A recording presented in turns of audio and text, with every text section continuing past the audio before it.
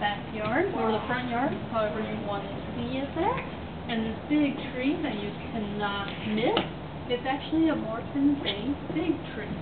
And it was planted there in the 1880s by the Bixby.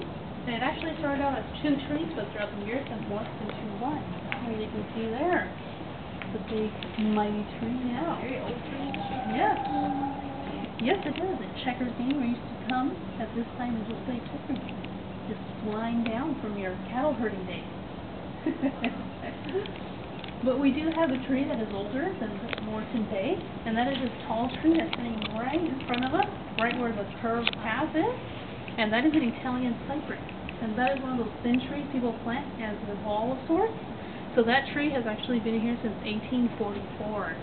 Because how we were saying, passerbys would see a Rancho, that was their beacon tree, so they would know there'd be food and water here for them. And how when we first opened this Rancho, we were in the middle of nowhere. We were it for the whole area. And we did own part of the beach. So if you got lucky, you can actually hear the ocean breaking from this balcony that we're coming under. Because we were just surrounded by green rolling hills. And that's what Rancho Los Cerritos means. It's the ranch of the little hills. It's very peaceful all the time.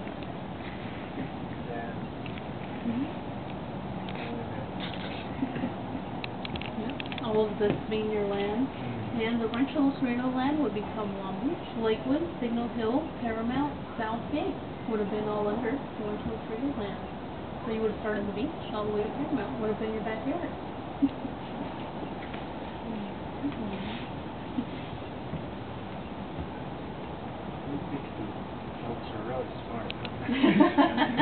Yeah. Well, they're very lucky. Yeah. You gotta take that. Yeah.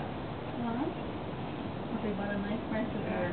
Yeah. And Bought it for pennies on the dollar. Yeah, because they need the cheap right now, so why not come to California and make a business here? Everybody else is looking for gold. They found their gold. Yes, and sheep and the wool, because especially with the war, then that broke out right after the invasion here. So north and the big red wool. So things, if they go to the top anymore, they will get capitalized on the war. So it's a big break. The first one. First out of the many. Oh, they did that business here? Yes, well, eventually they did start selling their land. It was more profitable to sell the land than to raise sheep on it. So the Bixby Land Company is still running to this day. Oh, really? Oh, I didn't know that. Yes, the Bixies are still Really? very well off. I'm very to this familiar day. with them. Yeah. Okay. So eventually, slowly, and now we only have what you see today, Rancho. As we do go down, please hold on tight and be careful of your head. Okay.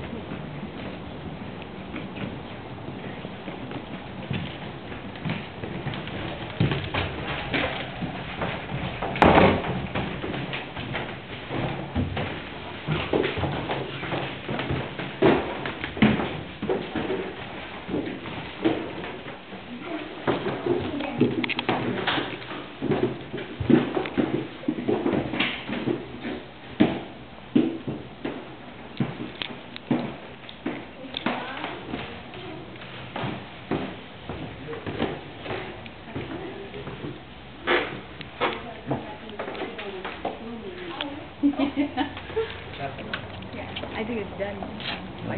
Well, we have a little bit more to talk about. I haven't boarded enough.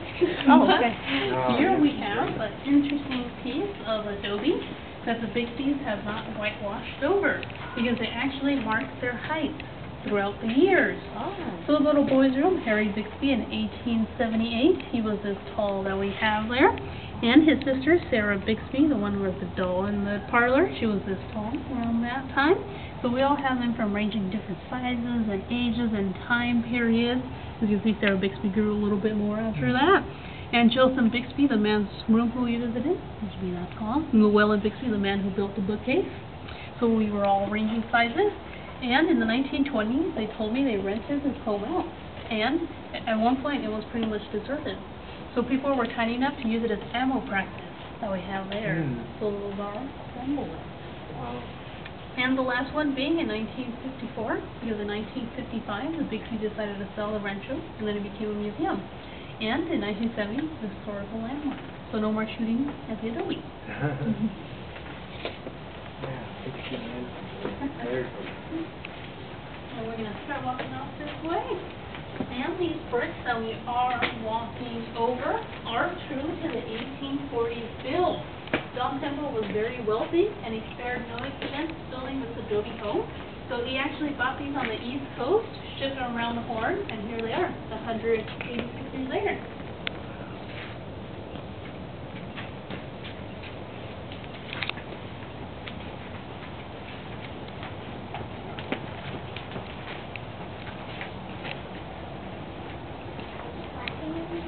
Yes, they were wagon wheels indeed. Don Temple was actually the first person to bring a four-wheel carriage to a country. He was the first person with a wagon in the four-wheel carriage.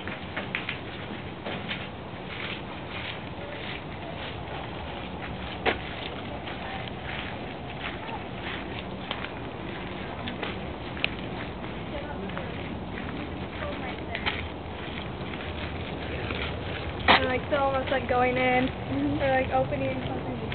And here we have this beautiful workshop that we are walking through. And they told me that the whole workplace that we just walked through to be guest rooms in the 1930s. So they actually planted all these trees here to provide shade for the guest rooms. It's hot. But you can find every type of fruit and vegetable in here. We have guavas, avocados, lemons, limes, loquats, everything.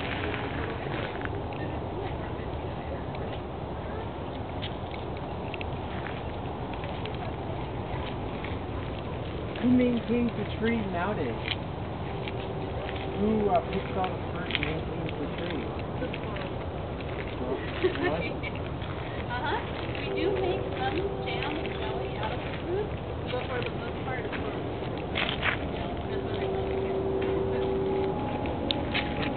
I don't look camera.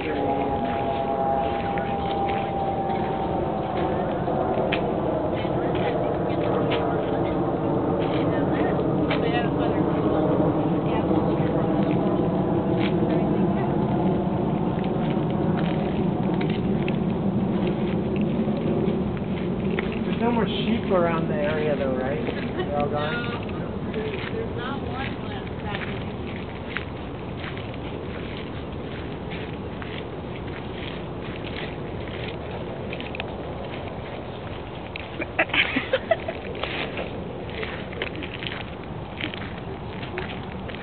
So this was the front of the house right here. Yeah, so it would have just been all dirt in this area, and just wagons and horses and a lot of cows, a lot of not smelling very nicely area. Yeah, but this is where our tour concludes. Thank you so much. Thank It you. was a pleasure giving you a tour. I hope you learned a little bit about Hong history. Hope I didn't bore you too much, but it was a pleasure. And again, if you have the time, all right. Thank you. Thank you. If you have time, you can take a stroll through the garden, just like you saw those girls doing over there, or a stroll through the gift shop, whichever you prefer. But it was a pleasure. Have a nice day. Thank you. All right. Thank you.